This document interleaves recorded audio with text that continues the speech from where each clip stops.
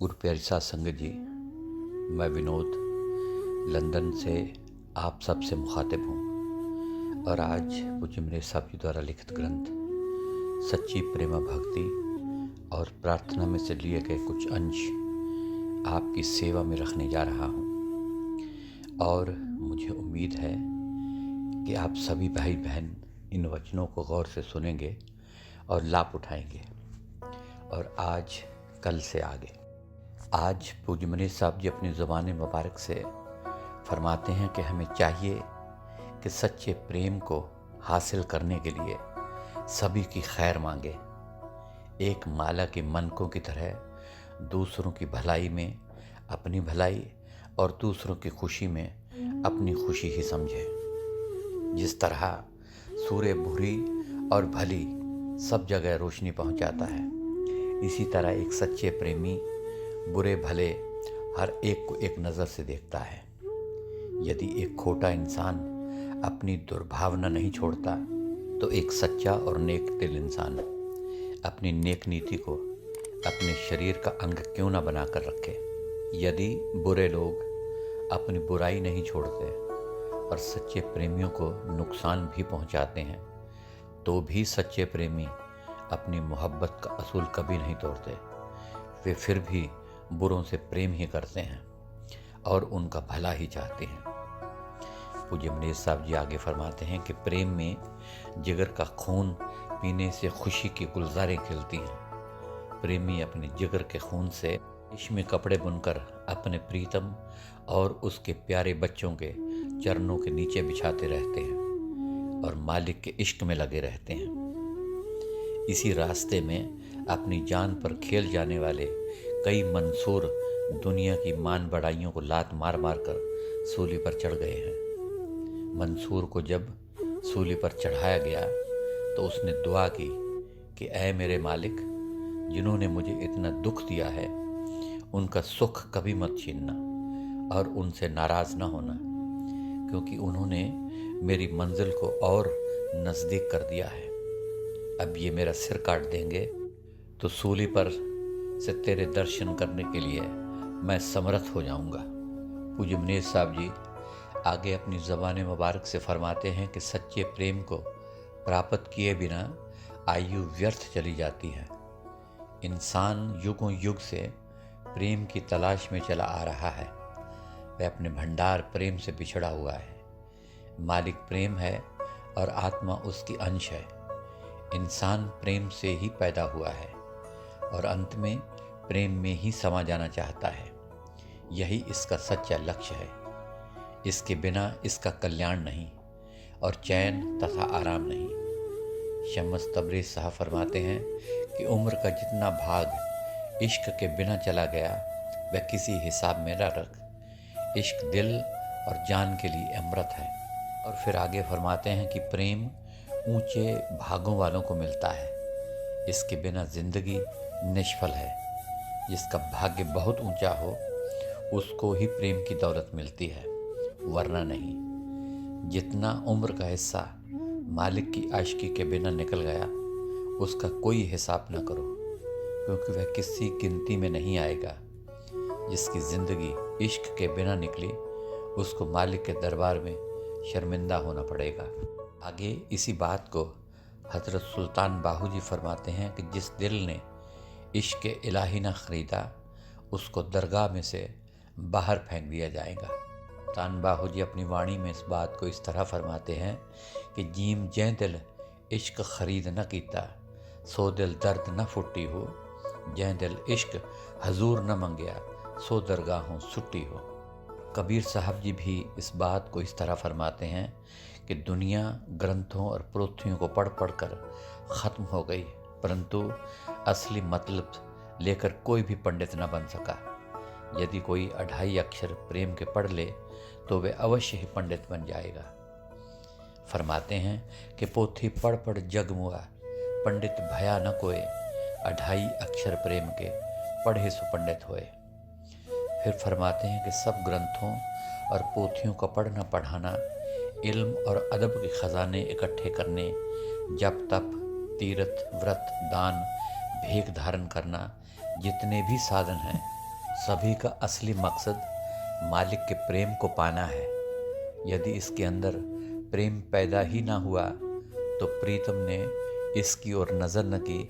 बेशक प्रीतम को दिन रात जुबान से पुकारता रहे तो क्या लाभ। इसलिए शम्स तबरेज़ साहब नसीहत करते हैं कि दुनिया की मारो मार को छोड़कर जल्दी प्रेम की विलायत को तलब करो। इसके बिना कल्याण नहीं, क्योंकि यह तुझे यमराज से छुड़ा देगी। तू हक का शिकारी बन और अन्य शिकारों की तलाश न कर, क्योंकि यह शिकार मौत के बाज को वापस कर देगा। हाफिज साहब जी भी फरमाते हैं, अपनी जान सच्चे प्रेम को प्राप्त करने और प्रीतम को पाने के लिए कुर्बान कर दे। इसके बिना यह ज़िंदगी और किस काम आएगी। इस बात को हाफिज साहब फरमाते हैं कि दिलबर दे कदमाते क्यों ना, जान करा कुर्बानी, किस कम आवेगी फिर ये यार बिना जिंदगानी। पूज्य मनीर साहब जी आगे फरमाते हैं कि जिनके अंदर प्रेम पैदा हो गया, आठों पहर उसके रस को पीते हैं और मालिक यानी कि सतगुरु की कृपा से सुखी रहते हैं। चौथी पातशाही श्री गुरु रामदास जी फरमाते हैं कि मैं मन प्रेम पिरम का अट्ठे पहर लगन, जन नानक कृपा तार प्रभ, सतगुरु सुख वसन। पूज्य मनीर साहब जी आगे अपनी ज़बान मुबारक से फरमाते हैं कि प्रेम की दौलत दुर्लभ है और किसी विरले गुरमुख के हिस्से में ही आती है। फिर फरमाते हैं कि प्रेम की दौलत प्रत्येक इंसान की जायदाद है, परंतु बड़ी दुर्लभ है और किसी विरले गुरमुख के हिस्से में ही आती है। यदि दवाई चाहिए तो दर्द का होना ज़रूरी है, क्योंकि जिसको दर्द ही नहीं उसको दवाई नहीं मिलती। हर मनुष्य पर प्रीतम गैबी नज़र रखता है। हमारे अंदर दर्द ही नहीं तो हकीम तो हर दम मौजूद है। प्रेम का तबीब यानी कि हकीम मुर्दों को ज़िंदा करने की ताकत रखता है और मेहरबान है, परंतु जब हमारे अंदर दर्द ही नहीं तो वह दवाई किसको दे। और इसी बात को इस पंजाबी के शेर में इस तरह फरमाते हैं कि बांग मसीह तबीब इश्क दा, करदा सेहत सफाई, पर जे ना मर्ज तै विच देखे, किस दी करे दवाई। इसलिए ये दौलत केवल विरले दर्द वाले गुरमुख को ही मिलती है, साकत को नहीं। पांचवीं पातशाही श्री गुरु अर्जन देव जी अपनी वाणी में फरमाते हैं, मिल प्रीतम सुख पाया, सगल गुणा गलहार, नानक गुरमुख पाइए, हर सो प्रीत प्यार। आगे इसी बात को पहली पातशाही श्री गुरु नानक देव जी भी फरमाते हैं कि साकत प्रेम न पाइए, हर पाइए सतगुर पाई, सुख दाता दाता गुरु मिले, कहो नानक सिफत समाई। इससे आगे पूज्य मनीर साहब जी फरमाते हैं कि प्रेम की सच्ची दौलत है जो भिखारी को भी बादशाह बना देती है। प्रेम की दौलत का वह खजाना जो इंसान के अंदर है, वह इसकी अपनी जायदाद है। मालिक प्रेम है और आत्मा उसकी अंश है। प्रेम बादशाह है और आत्मा उसका बच्चा है। जिसने अपने बाप की जायदाद की संभाल की, वही दोनों जहानों का बादशाह बना। हाफिज साहब इस बात को अपनी फ़ारसी के शेर में इस तरह बयान करते हैं कि आकस के बदस्त जाम दारद, सुल्तानिए जिस मदाम दारद। फिर यही बात एक पंजाबी का शायर इस तरह बयान करता है कि जिस किसी ने हासिल किया इत्थे इश्क इलाही, इत्थे उत्थे दुई जहानी, पाई उसने बादशाही। शम्स तबरेज़ साहब जी भी फरमाते हैं कि ऐ इंसान, तू इश्क के बादशाह का बच्चा है, तू कब तक जिस्मानी कैद में बंधा रहेगा। तुझे अपनी बादशाही को संभालना चाहिए। एक बादशाह के बच्चे का अमीरियों वजीरियों में फंसना बायस शर्म की बात है। तुझे इश्क और प्रेम के सिवाय दूसरी किसी चीज़ को भी कबूल नहीं करना चाहिए। इससे आगे फरमाते हैं कि इंसान के पास इल्म, अक्ल और दुनिया के अनगिनत ख़जाने हैं, परंतु प्रेम की दौलत से खाली है। इंसान की इज्जत और शान ना तो विद्या की उपाधियां प्राप्त करने में है और ना ही बड़ी बड़ी लाइब्रेरियों के पढ़ने में है। इसकी शान और शौकत, इज्जत मालिक के प्रेम को हासिल करने में है। हाफिज़ साहब जी फरमाते हैं कि मेरे पास इल्म और अदब के अनगिनत ख़जाने भरे पड़े हैं। तो सुबह सवेरे प्रीतम की जुदाई की आहें और रात भर के सोज़ो फिराक के आंसुओं से वे क्या मुकाबला रखते हैं। इससे आगे पूज्य मिनेर साहब जी फरमाते हैं कि प्रेम एक मामूली आदमी को भी हैसियत बढ़ा देता है, जो कण को सूरज, कड़वे को मीठा और तांबे को साफ करके सोना बना देने की ताकत रखता है। मालिक का प्रेम एक भिखारी को भी बादशाह बना देता है। वह ताज और तख्त वालों को तिन के बराबर नहीं समझता। रविदास ये फरमाते हैं कि मैं चमार था, मेरी जात भी अच्छी थी, कारोबार भी अच्छा था। उस मालिक ने, प्रेम ने मुझे नीच से ऊंच बना दिया है। अपनी वाणी में फरमाते हैं, जात भी ओछी, कर्म भी ओछा, ओछा कसब हमारा, नीच से प्रभु ऊंच किया है, कहे रविदास चमारा। इससे आगे पूज्य मिनेर साहब जी फरमाते हैं कि हज़रत मोहम्मद साहब उम्मी थे। दुनिया का काफ़ी हिस्सा उनकी इज्जत और सम्मान करता है। गुरु नानक साहब, कबीर साहब आदि किसी ने भी किसी भी यूनिवर्सिटी से विद्या प्राप्त नहीं की थी और सारी दुनिया उनका आदर सम्मान करती है। उनको इज्जत का हकदार बनाने वाला उनका मालिक और उसकी बनाई हुई दुनिया के साथ प्यार था। वे प्रेममय मालिक के रंग में रंगे हुए थे। सच पूछो तो इल्म किताबों का बच्चा है और प्रेम किताबों की माँ है। इससे आगे फरमाते हैं कि प्रेम ही मालिक की दरगाह में पहुंचा सकता है और अदब के ख़जाने नहीं। प्रेम को हासिल करना ही सच्चा मिराज यानी कि सच्ची फतह है। इसलिए प्रीतम के बिना यदि कोई दूसरा ख्याल है, चाहे वह फूल ही क्यों ना हो, वह कांटा ही है। इससे आगे पूज्य मिनेर साहब जी अपनी ज़बान मुबारक से फरमाते हैं कि एक सच्चे प्रेमी को केवल प्रीतम ही प्यारा होता है। वह उसे ही लोचता है, उसी का पुजारी है। उसके बिना जिंदगी कठिन है, हर समय उसे देखने का प्यासा है। प्रीतम के दर्शनों के बिना उसे चैन नहीं पड़ता।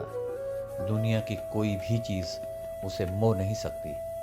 यदि कभी कोई ख्वाहिश होती है तो केवल उसकी भक्ति को कायम रखने की होती है।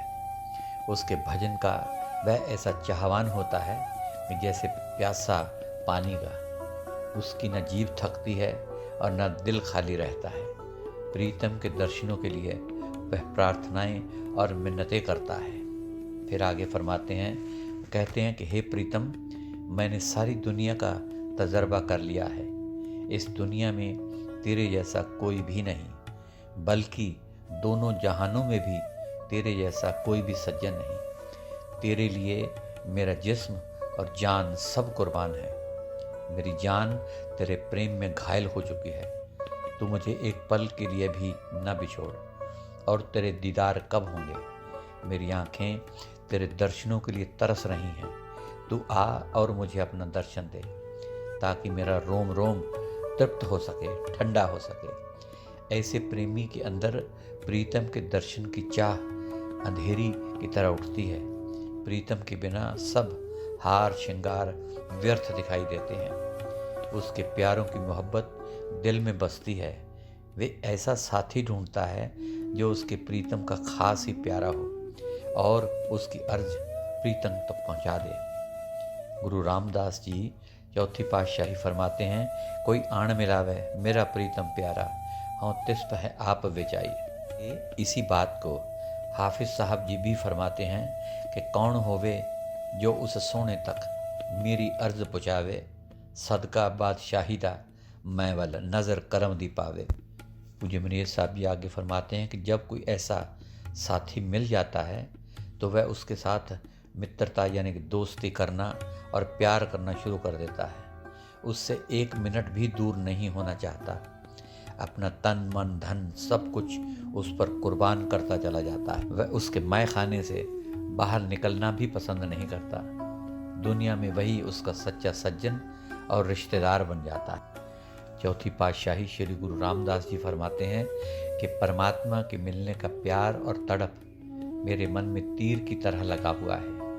इस तीर के लगने से जो मेरे हृदय में पीड़ा पैदा हुई है, उसको मेरा मालिक प्रीतम ही जानता है। इस प्रेम के तीर के जख्म के कारण मेरा मन प्रीतम के दर्शनों के लिए इस तरह तड़प रहा है जिस तरह प्यासा पानी न मिलने के कारण तड़पता है। अब जो कोई भी मेरे प्रीतम की बात सुनाता है वही मुझे अपना सच्चा भाई और रिश्तेदार दिखाई देता है। ऐसे भाई, रिश्तेदार या संत महात्मा की बुद्धि को लेकर और उनसे भक्ति के गुण सीख सीख कर अपने अंदर सतगुरु मालिक के दर्शन हो सकते हैं। फिर मालिक के आगे विनती करते हैं कि ऐ मालिक, मुझे अपना दर्शन दे और मेरी आशा पूरी कर। तेरे दर्शनों से ही मेरे हृदय में शांति आएगी। श्री गुरु रामदास जी चौथी पातशाही इस बात को इस तरह फरमाते हैं कि हर दर्शन को मेरा मन बहुत तपते, ज्यों त्रिखावंत बिन नीर, मन प्रेम लगो हर तीर। हमरी वेदन हर प्रभ जाने, मेरे मन अंतर की पीर। मेरे हर प्रीतम की कोई बात सुनावे, सो भाई सो मेरा वीर। मिल मिल सखी गुण कह मेरे प्रभ के, ले सतगुर की मत धीर। जन नानक की हर आस पुजाव, हर दर्शन शांत शरीर। फरमाते हैं कि एक बार मजनू एक कुत्ते के पैर चूमते हुए देखा गया। लोगों ने पूछा कि वह ऐसा क्यों कर रहा है, तो मजनू कहने लगा कि यह कुत्ता कभी कभी लैला की गली में जा आया करता है। इस बात को फारसी के शेर में इस तरह फरमाया गया कि पाए सग बोसीद मजनू, खल के गुफ्त ईंचे बूद। गुफ्त गाहे गाहे ईदर, कुए लैला रफ्त बूद। फिर पूज्य साहब जी आगे फरमाते हैं कि फिर क्यों ना प्रेमी ऐसे साथी के साथ प्यार करें। वे ऐसे साथी कौन हैं? वे सच्चे आशिक हैं या सच्चे संत जो सतगुरु के साथ मिलकर उनका ही रूप हो चुके हैं। अंदर से दिली प्रेम पैदा होने में ऐसे सच्चे संतों के सामने देखते ही प्रेमी का तन मन निहाल हो जाता है। वह संत समीपी राम मन को मोह लेता है। उसकी नूरी जमाल की झलकें से उसकी सुध बुध विसर जाती है और प्रेमी उसमें लोटपोट हो जाता है। पांचवी पातशाही श्री गुरु अर्जन देव जी फरमाते हैं कि जो सुख दर्शन पेखते प्यारे, मुक्ते कहन न जाई। फिर फरमाते हैं कि ऐसा प्रेमी संतों या सच्चे आशिकों की जुदाई एक मिनट के लिए भी सहन नहीं कर सकता, क्योंकि वह उसकी ज़िंदगी के आधार बन जाते हैं। गुरु अंगद साहब गुरु नानक साहब के ज्योति ज्योत समाने पर फरमाते हैं कि जिस प्यारे के साथ प्यार बढ़ जाए उसके चोला छोड़ने से पहले ही प्रेमी मर जाना अच्छा समझता है। उसके बिना उसका दुनिया में जिंदा रहना धिक्कार और लानत है। फरमाते हैं कि जिस प्यारे से उन्हें तिस आगे मर चलिए, दृग जीवन संसार ताके पीछे जीवन। ख्वाजा मोहम्मद साहब फरमाते हैं कि जब उसने उस्ताद हज़रत जरजरी ज़रबख्श की कब्र पर पहुँचे तो उनकी जुदाई के दुख में यह शेर पढ़कर गिर पड़े और देह त्याग दी। वो फारसी का शेर इस तरह था कि अज यार गार मादन तन्हा बुगार उल्ला, बे यार जिंदा बूदन मर्दन हजार उल्ला। मतलब अपने प्यारे प्रीतम के बिना अकेले जिंदा रहने में कब्र में जाना अच्छा है। प्रीतम के बिना जिंदा रहने से मर जाना हजार दर्जे अच्छा है। पूज्य मनीष साहब जी आगे फरमाते हैं कि जब प्रेमी के दिल में प्रेम की ज्वाला प्रज्वलित हो जाती है तो वह प्रीतम के सिवाय सब ख्यालों और ध्यानों को जला देती है। प्रेम प्रीतम के चेहरे के जमाल की झलकें देखने वाली रौ होती है, वेव्स होती हैं जो प्रेमी को प्रीतम की गली में पहुंचा देती हैं। जब दिल में प्रेम की मस्ती का नशा जोरों पर हो जाए तो दिल और जान से प्रीतम पर कुर्बान हो जाता है। दुनिया की इज्जत और हुर्मत, इल्म और अक्ल प्रेम के चलते पानी की तेज धार में बह जाते हैं। जिक्र है कि एक बार भगवान श्री कृष्ण कहीं दूसरी जगह चले गए और काफ़ी देर तक वापस न आए। गोपियाँ उनके विरह में व्याकुल होने लगी तो कृष्ण भगवान ने उन्हें समझाने के लिए ऊधो को भेजा। गोपियाँ चुपचाप ऊधो की ज्ञान ध्यान की बातें सुनती रहीं। जब वह बातें कर चुका तो गोपियों ने कहा कि हे ऊधो, जो कुछ तूने कहा वह बिल्कुल ठीक कहा है। परंतु जो सूरत का दीवाना है और उसके दर्शन करना चाहता है, बता उसका तेरे पास क्या इलाज है। तो ऊधो ने अपना मुंह सा लेकर चला गया। सच है, जिस किसी ने प्रेम के प्याले से कुछ घूंट पिए, शख्स अक्ल और फिक्र से बेगाना हो गया। सो गुरु प्यारी साध संगत जी, आज के लिए इतना ही। कल फिर आगे के कुछ अंश इस ग्रंथ सच्ची प्रेमा भक्ति और प्रार्थना में से लिए जाएंगे और आपके समक्ष रखूँगा। तब तक के लिए इजाज़त। और आखिर में मेरी तरफ से प्यार भरी धन धन सतगुरु तेरा ही आसरा, हाजिर नाजिर जिंदा राम तेरा ही आसरा कबूल फरमाएं।